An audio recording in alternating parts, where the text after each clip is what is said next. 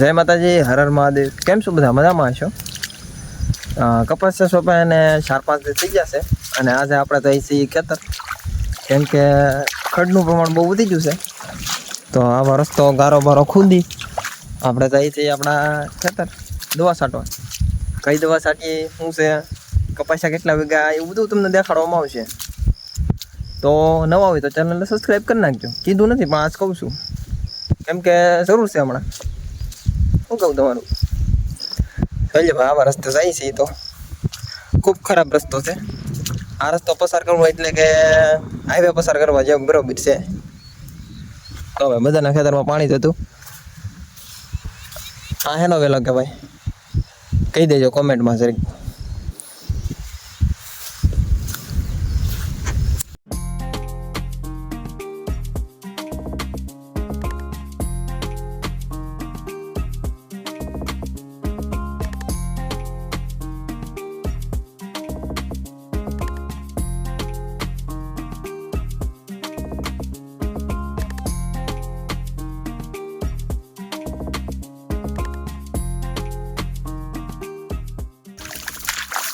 તો ભાઈ આ વર્ષ તો પસાર કરીને જવાનું છે.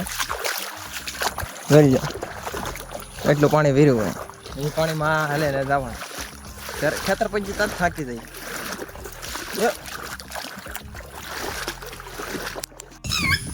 તો ભાઈ તમે જોઈ શકો છો, આમાં બધાના ખેતરમાં કેટલું બધું ખડ ઉગી ગયું છે. આ બધું તો નાળિયેર વાળું છે, આ બધું નહીં દેખાય. આ બધું બહુ ખડ ઉગી ગયેલું છે. અમારે એટલું જ ઉગી ગયેલું છે, તો દવા છાંટવી પડે, કેમ કે દવા છાંટ્યું તો કપા થાય, નગર કાંઈ થાય નહીં. શું કહું તમારું? તો જો ભાઈ મારા દાદાનું ખેતર છે.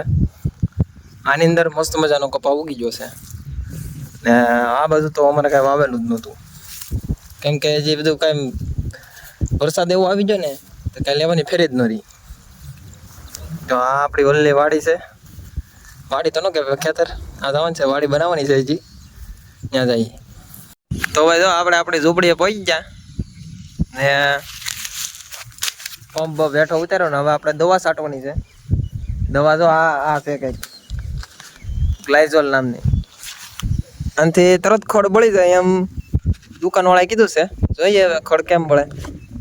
પંપ નાખી દીધો, અહીંથી પાણી ભરીને હમણાં પંપ છાંટી દેવાનો છે, પછી વ્યૂ જવાનું છે ઘરે.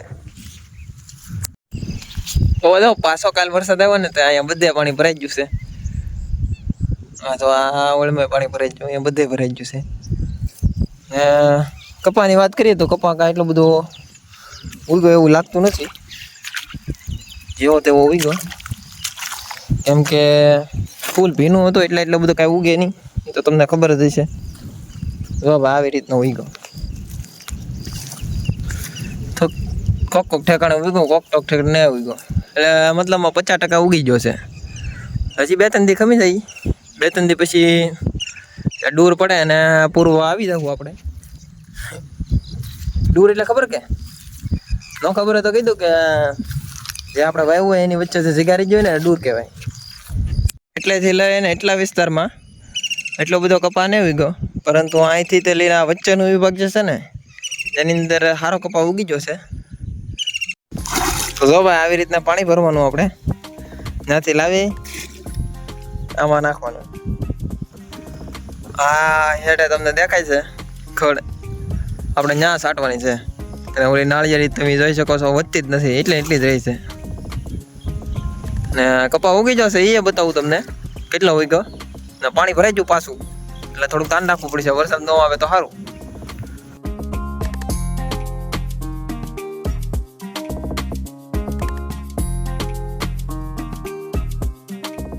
તો ભાઈ આપણે દવા છાંટી દીધી છે અને હવે ખાડા કરવાના છે આપણે ઝટકા મશીનમાં, કેમ કે જનાવર બહુ આવે અહીંયા, એટલે તો ખાડા કરી નાખીએ હવે.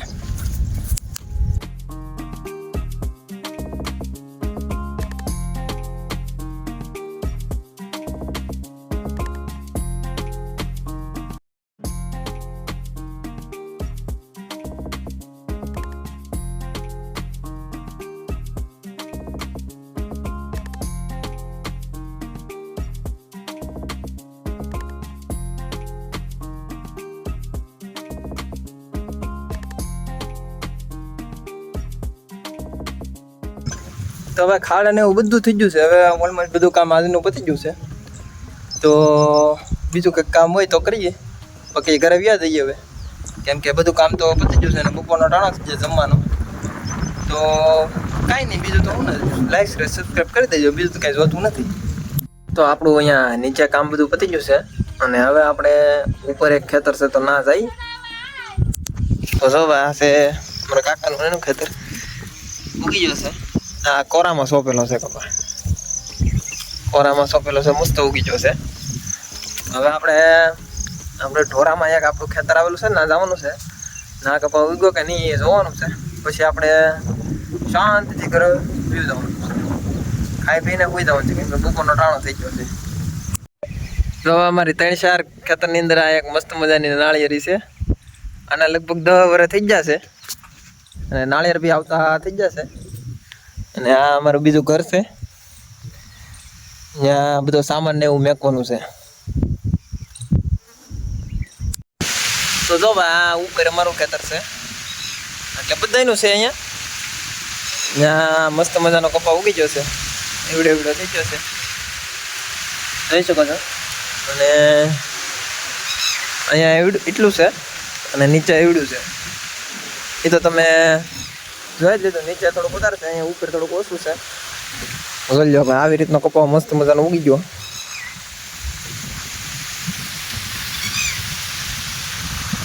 અહીંયા છે ને પાણી બહુ ભરાતું નથી ને, એટલે મસ્ત મજાનો કપા ઉગી ગયો.